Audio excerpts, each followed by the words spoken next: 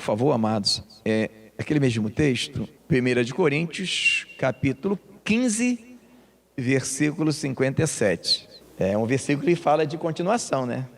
Porque no 58 fala ser de firmes e constantes. Sei que vai ter muito versículo semana que vem, mas a gente vai ler 1 de Coríntios 15, versículo 57. Diz assim: mas graças a Deus que nos dá a vitória por nosso Senhor Jesus Cristo. De novo, mas graças a Deus que nos dá a vitória por nosso Senhor Jesus Cristo. Eu peço, amados, que se assentem. Glória a Deus. E o título da mensagem de hoje é: e o que é vitória? Antes da gente entrar propriamente dito na mensagem, iremos fazer uma pequena introdução e rápida, porque olhamos o contexto dessa mensagem, né? Alguém vai falar: pastor, eu sei que o versículo fala de vitória, mas o contexto fala de quê? Vamos ler um pouquinho do contexto. Vamos ler do 52 até o 58 dessa vez. No momento, num abrir e fechar de olhos, ante a última trombeta, porque a trombeta soará e os mortos ressuscitarão incorruptíveis e nós seremos transformados, porque convém que isto que é corruptível se revista de incorruptibilidade e que isto que é mortal se revista de imortalidade. E quando isto que é corruptível se revestir de incorruptibilidade e isto que é mortal se revestir de imortalidade, então cumprir-se-á a palavra que está escrita: tragada foi a morte na vitória. Onde está a morte, o teu aguilhão? Onde está o inferno, a tua vitória?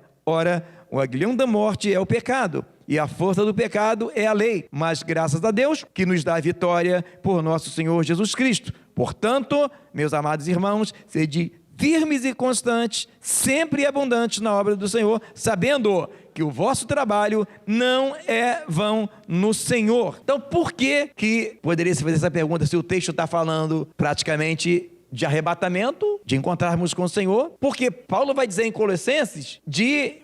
em Filipenses 3:11, de querer chegar à ressurreição dos mortos. Então, para chegar ou no arrebatamento, ou até o dia da nossa morte, de pé, depende de vitória. Por que muitas pessoas naufragam na fé ou param no meio do caminho? Não são, como diz o versículo 58, constantes. É justamente isso. Pessoas que às vezes passam por tribulações tão grandes, por problemas, e começam: eu não aguento mais sofrer, tudo dá errado para mim. E às vezes desanimam de caminhar, deixam o evangelho, porque as coisas não dão certo para ela. Nem na área trabalhista, nem na área conjugal, nem na área educacional. Por isso que, para a gente ter essa vitória no final, nós precisamos de viver vitória a cada dia. Só que há algumas coisas complexas, que algumas pessoas chamam de vitória e não é vitória. E antes de entrarmos maiormente no encargo dessa mensagem, eu gostaria de contar um caso que aconteceu com uma pessoa que chegou na igreja. Essa história, ela traduz a proposta dessa série de mensagens. Se alguém quiser entender qual é a proposta dessa série de mensagens, esse caso que eu vou contar não é uma história, foi um caso verídico, de alguma forma representa. Uma pessoa chegou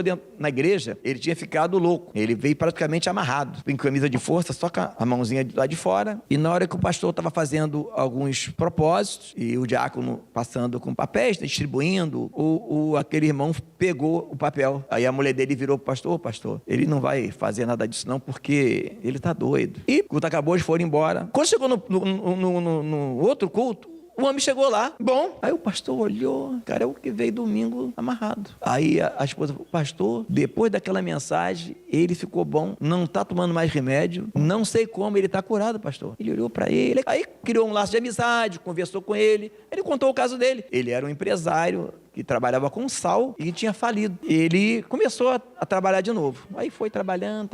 E através das mensagens que ele ouvia naquela igreja, ele conseguiu novamente montar o seu trabalho e trabalhar com sal. E as coisas estavam andando bem. Um dia deu uma grande chuva, uma chuva torrencial. E o pastor estava assim: meu Deus, que chuva maravilhosa. Daqui a pouco, meu Deus do céu, o novo convertido. Ele trabalha com sal. Essa chuva, aí quando a chuva acabou, ele pegou o carro e foi correndo. A chuva foi aquela chuva. Quando chegou lá no galpão do novo convertido, o novo convertido estava sentado no palete lá e cantando.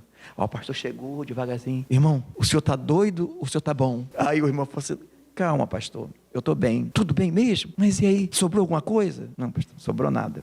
A água levou tudo. Mas e aí? Pastor, quando eu cheguei na tua igreja, eu estava doido, mas com a palavra que eu ouvi, com Jesus no meu coração, Pastor, eu não fico mais doido. Eu sou capaz de começar do zero quantas vezes for preciso. Fica tranquilo, pastor. Fica em paz. O pastor ficou olhando para ele. O pastor voltou para casa todo feliz, dando glória a Deus. Abraçou a esposa de alegria. Por quê? O que aconteceu? Ele realmente reconquistou de novo. Montou de novo o trabalho dele com sal e ainda começou a trabalhar com fabricação de joias, relógios. Ou seja, ele aumentou porque ele não murmurou. Então a proposta dessa série de mensagens não é fazer você voltar aqui para pegar um objeto ungido, para eu passar azeite na tua cabeça. A proposta dessa série de mensagens é que você venha triunfar em todas as áreas, seja conjugal, seja trabalhista, seja educacional, mas entendendo que nem tudo que reluz é ouro. E o tema dessa mensagem é: o que é vitória? Porque vitória tornou-se algo assim um pouco relativo, entende? Muito relativo. Escolhemos 3 coisas definidas. Iremos falar sobre casamento, matrimônio, vida conjugal. Iremos falar sobre trabalho e empreendimentos. E vamos falar sobre ministérios eclesiásticos. São as 3 coisas,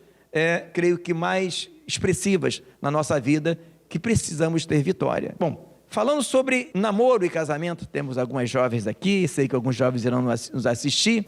Não parece, mas também é uma coisa muito séria, porque casou, vai ser para a vida inteira, não é verdade? Se divorciar, juntar os cacos vai ser um problema. Mas às vezes, amados, existem vitórias que não são vitórias porque não se dependeu da vontade do Senhor. E às vezes a pessoa está sofrendo por causa de um caso mais ou menos que eu vou contar agora. A filha do irmão casa, casamento legal, casou bonitinho, de velho grinalda, está lá com a sua casinha, prontinha, carrão na garagem, tudo como manda o figurino. E a filha vai visitar o pai. Benção, pai. Tudo bem? Tudo bem, minha filha. Aí entrou, começou a conversar, e aí o pai pergunta para ela: e aí, como você está? Tudo bem? Aí ela vira: ô pai, não está tudo bem não.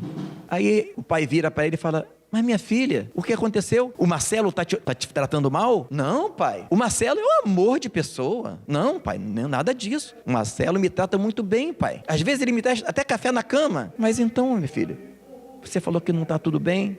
Pai, ele vai ser pastor, pai. Ele está todo entusiasmado em querer ser pastor, pai. Mas minha filha, que problema há? O seu esposo ser pastor é uma coisa boa? Não, pai, mas o nosso plano não é esse. Pai, o marido da Marina agora é pastor, pai. Ele não tem tempo para nada. Ele trancou a faculdade, pai. E é uma correria só. E tem que ficar aconselhando as pessoas. Pai, eu tenho meus problemas, eu não quero ficar aconselhando ninguém, pai. Pai, fala com o Marcelo, pai. Eu não quero ser esposa de pastor, pai. Quem é ruim aí? O Marcelo ou a Renata? Nenhum dos dois. Todos os dois são boas pessoas, só que têm propósitos diferentes. Onde é que eles erraram aí? Pois é, irmãos. Existem muitos mentores, evangelho coach, pregando vitórias, falando para jovens que eles têm que botar para quebrar, fazer acontecer. Jovens culpam em estudar, procuram em construir casa, em empreender, mas se esquecem de depender de Deus nas suas escolhas. Então, são vitórias que não são como o versículo diz, vitória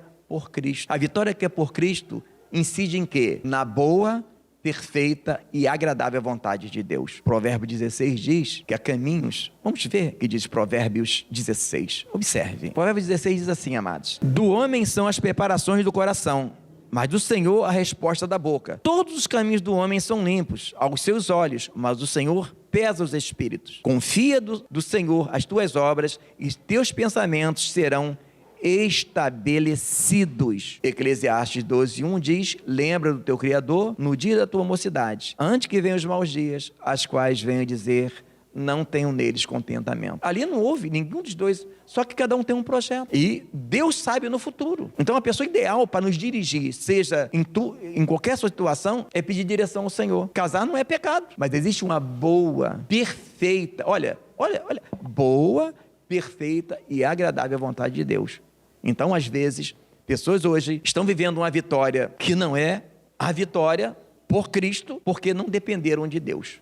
Então fica para os jovens essa observação. Se a tua vida hoje trabalha, faculdade, estudo, namoro e não tem tempo para Deus, cuidado, que você pode estar tomando decisões trabalhistas ou afetivas que lá na frente você vai ver que talvez não era aquela. Já vi casos de pessoas que fizeram faculdade de medicina, não gostaram e agora estão fazendo de engenharia. Olha o tempo que se perdeu. Depender do Senhor, irmão, é muito bom. Sabe por quê? Número 1, Ele sabe o que vai acontecer lá na frente. Número 2, por incrível que pareça, Ele conhece a gente mais do que a gente mesmo. Deus conhece a gente mais do que a gente. Como é que pode? Então, depender do Senhor é importante. A segunda coisa também interessante de se ver é entender que em João 9:31, veja o que diz. Ora, nós sabemos que Deus não ouve pecadores, mas se alguém é temente a Deus e faz a sua vontade, a esse ele ouve. Fazer a vontade de Deus, irmão. Mas quando se fala da vontade, da perfeita vontade de Deus, quantos ministérios iriam fluir se tivessem dependido mais do Senhor? Entende? Agora, ainda em João, no capítulo 15, 17, veja o que diz, 15, 14. Vós sereis meus amigos se fizerdes o que eu vos mando. Há outro versículo que fala, Jesus diz, a minha comida é fazer a vontade do meu Pai que está nos céus. A vontade, não é que Deus seja um Deus tirano, a vontade dele sempre é boa para nós. É igual o irmãozinho que ele chegou lá na favela, queria comprar uma casa, comprou a casa na favela. O cara falou assim, esse cara é doido, comprou uma casa na favela, quente, boca de fumo perto da casa dele. Só que ele seguia a direção do Senhor. Não demorou 2 meses, a polícia foi lá, acabou com o tráfico, acabou com tudo.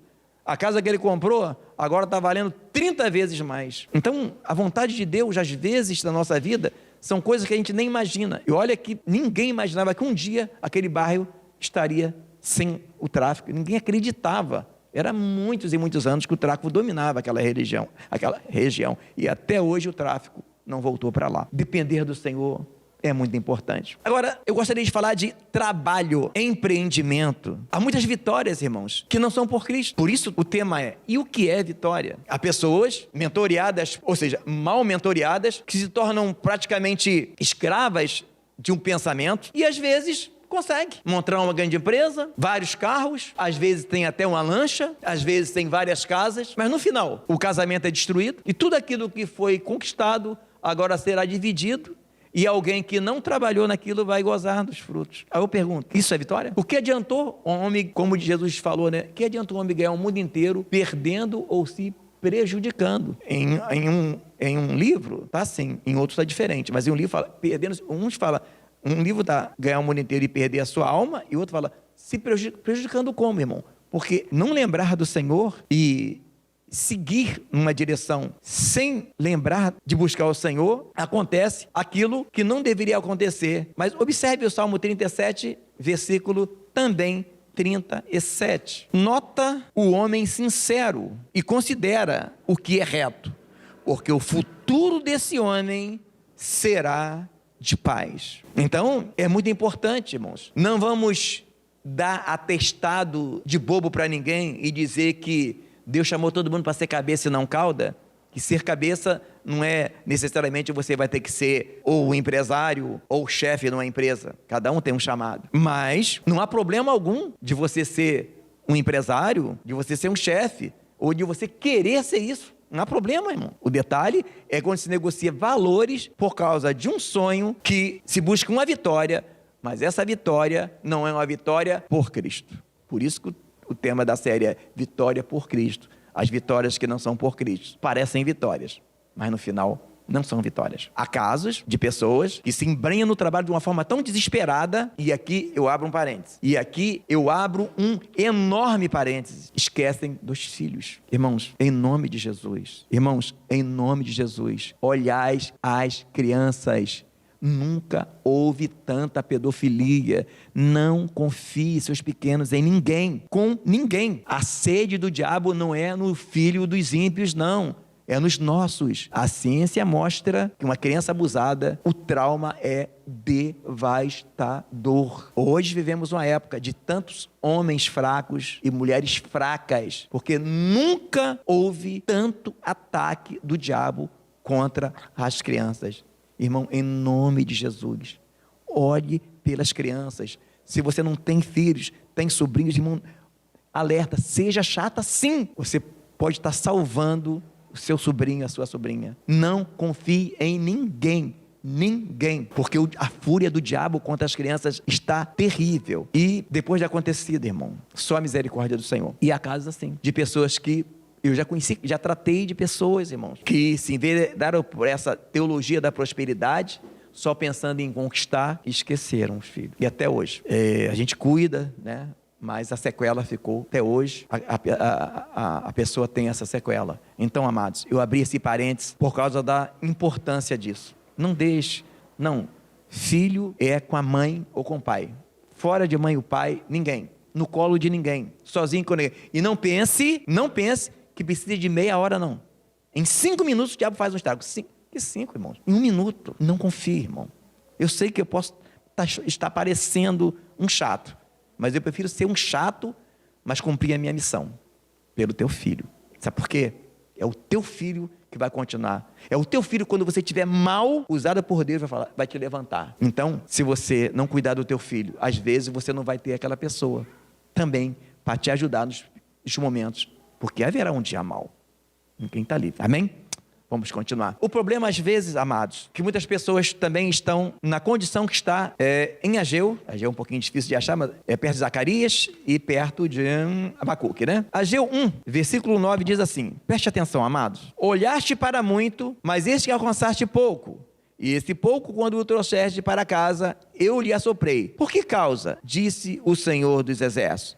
Por causa da minha casa que está deserta, e cada um de vós corre a sua própria casa. Irmão, qual casa que não estava deserta? Isso aqui era na lei, era a casa de Deus, mas aquilo ali é uma figura de linguagem. Qual casa que não pode ficar deserta? A nossa casa espiritual. E às vezes nós corremos tanto para coisas mundanas, terrenas, e ficamos vazios. E às vezes ele assopra, às vezes não é nem um diabo. O texto escolhido foi esse texto, 1 de Coríntios 15, 57, falando do arrebatamento, da nossa reunião com Cristo. Sabe por quê, irmãos? Porque temos que ter uma consciência que somos forasteiros em terras estranhas, irmão.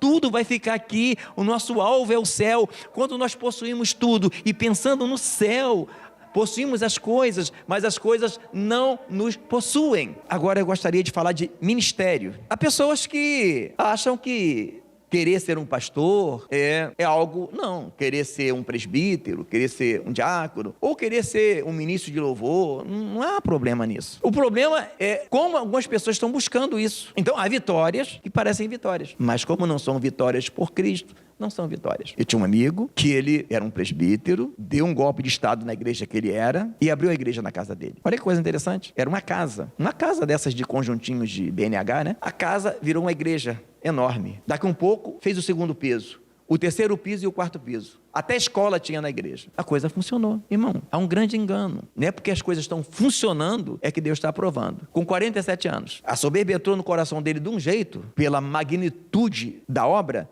e ele começou a espancar as pessoas. E muitas pessoas foram embora da igreja dele. As pessoas foram embora, mas haviam dívidas. E agora, para pagar as dívidas, se as pessoas foram embora, ele, porque estava muito soberbo, não quis se retratar, resultado, preocupado com as contas, desesperado, ele infarta dentro da igreja. Queriam levar para o médico, ele não queria ir. Quando levaram ele, já desmaiado, ele morreu, com 47 anos. Isso foi vitória. Há um grande perigo. Irmãos, Saul estava funcionando, com 40 anos, até Saul morrer. Acho que Saul pensava, está tudo bem. Sansão estava funcionando. Mesmo depois que ele peca, você vai ver lá que ele chega naquela cidade e arranca o portão com tramela, com tudo, e sai levando. Ele pensava, eu continuo forte. Ele não entende a misericórdia de Deus. Ele não entende que dons é sem arrependimento. Então, é um perigo muito grande. Quem olhava para aquela igreja crescendo, não imaginava o que estava lá na frente. E a tristeza que ficou os filhos, a esposa, por perder o marido, tão jovem. Ele tinha 47 anos, não parecia nem ter 47 anos, ele parecia ter uns 30 e poucos anos, mas morreu. Então, amados, a pessoa querer o ministério não é nada de errado. O detalhe é que o caminho nosso tem que ser reto. Se Deus tem uma chamada na vida de alguém pastoral, ele não vai ter que queimar etapas. Observa o que fala na 1 de Timóteo 3,6. Eu não vou nem ler, mas fala que não tem que ser neófito, para que ele não se ensoberbeça. O que aconteceu com esse homem? Ele ficou soberbo pela grandeza. Aqui, na 1 Timóteo, capítulo 3, versículo 6, Paulo está falando para Timóteo, para quando for escolher alguém para consagrar, escolher uma pessoa que seja madura. Porque quando a pessoa é criança, é menino na fé, ela, ao invés de ser mais humilde, ela começa a se tornar uma pessoa soberba. E isso é um laço. As pessoas não param para pensar o risco que é a soberba.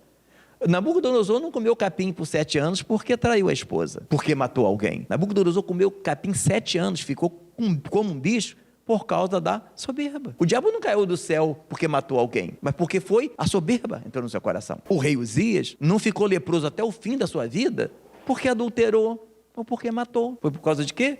Soberba.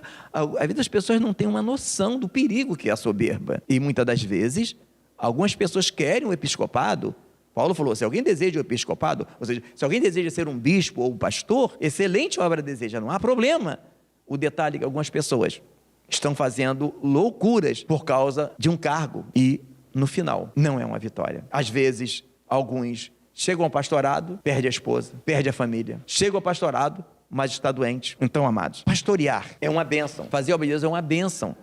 Mas não tenha dúvida, tudo que Deus tem para a tua vida, é só você se posicionar, que irá acontecer naturalmente. Não tem ninguém que pode parar o plano de Deus na tua vida se você estiver posicionado, entende? Algumas pessoas confundem. Observe Romanos 12, por favor, abra aí. Romanos 12, 16. Sede unânimes entre vós, não ambicioneis coisas altas, mas acomodai-vos às humildes. Não sejais sábios em vós mesmos. Tem pessoas que acham que é pecado ele querer ser um pastor. Não. Há pessoas que acham que é pecado ele querer ter uma casa de 3 andares. Não. Aí você fala, pastor, você está se... Não, você pensa que eu estou me contradizendo. Não estou contradizendo. Aqui está dizendo não ambicionar coisas altas. Você querer coisas altas não é problema. O problema é quando isso é uma ambição. Tem gente que fala, o maldito dinheiro. O dinheiro não é maldito, irmão. Como é que a gente paga um aluguel aqui sem dinheiro?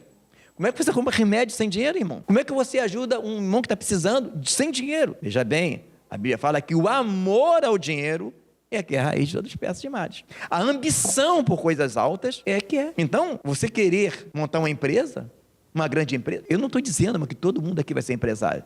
Eu não vou te dar um atestado de bobo, que ser empresário é ser cabeça. Eu estou dizendo que há pessoas que Deus chamou para ser um empresário, para montar uma empresa, é a pessoa que Deus chamou para ser, às vezes, um militar, um advogado, até um político, irmão, eu não duvido, desde que não seja pastor. Agora, o detalhe é quando isso é uma ambição, uma obsessão.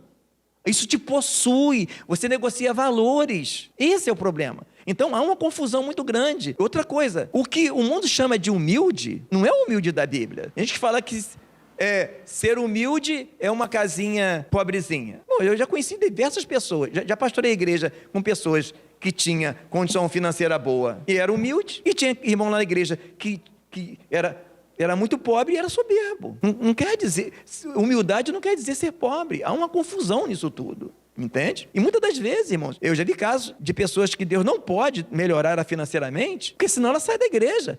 Larga a mulher. Então, irmãos, muitas das vezes, coisas que as pessoas passam, tem gente que vai para o céu, irmão, mas vai para o céu menino, nunca amadureceu, aí vai para o céu. Chega lá no céu e fala, Senhor, por que lá no céu eu só vivia na prova? Não, estou feliz, Senhor, estou aqui no céu, mas por que lá no céu eu fiquei só na prova e o irmão fulano de tal entrou na igreja depois de mim, tu deu uma prosperidade financeira para ele? Ele fala, olha como é que tu era soberbo.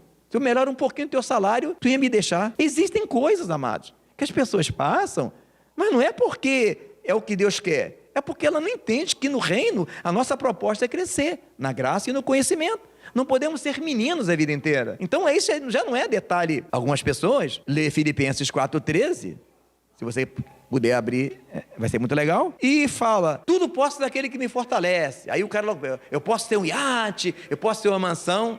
Não é isso que o texto está dizendo. Veja bem, irmão, vamos fazer uma rápida exegese do texto. Vamos ler do 11 até o 13. Não digo isto como por necessidade, porque já aprendi a contentar-me com o que tenho. Sei estar abatido e sei também ter abundância. Em toda maneira e em todas as coisas estou instruído, tanto a ter fartura como a ter fome, tanto a ter abundância como a padecer necessidade. Posso todas as coisas naquele que me fortalece. Opa, vamos entender isso.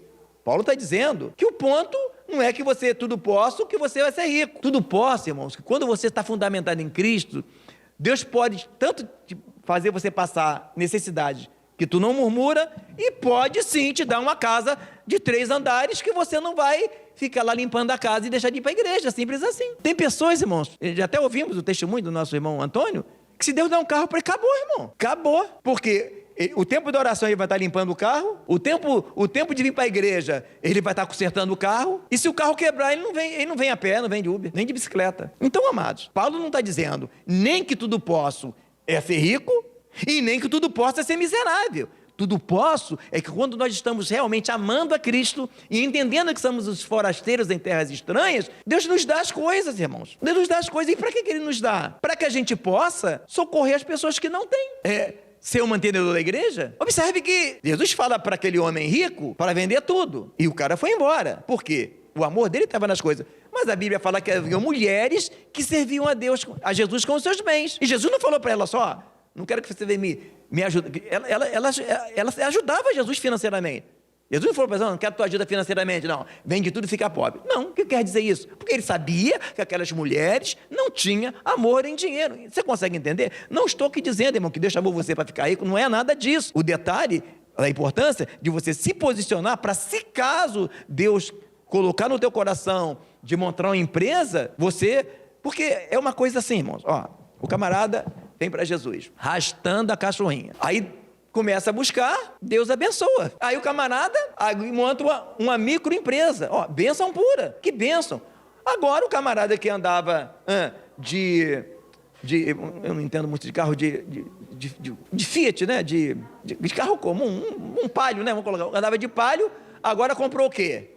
Comprou um Fusion, sem problema, não há problema, um carro melhor, para carregar a família. Só que aí ele olha para o lado, ele fala assim, puxa vida, a minha empresa tem 40 funcionários. Porque nós somos assim, irmãos. Enquanto você está embaixo, você se mede com... Por que Paulo fala? Eu não sou como os outros, fico se comparando uns aos outros. Aí agora, não, mas a empresa do fulano tem 200 empregados. Amados, se Deus chamou você para uma empresa que quer 40, fica com 40 funcionários. Lembra que Jesus, quando Jétro dá um conselho para Moisés, ele criou maiorais de 100, maiorais de 50, entende? Tem pastor que começa a pastorear a igreja, tem 30 pessoas, agora tem 500, mas ele olha para o outro, rapaz, aquele pastor não sabe pregar nada, mas a igreja está com 800, ele cima de...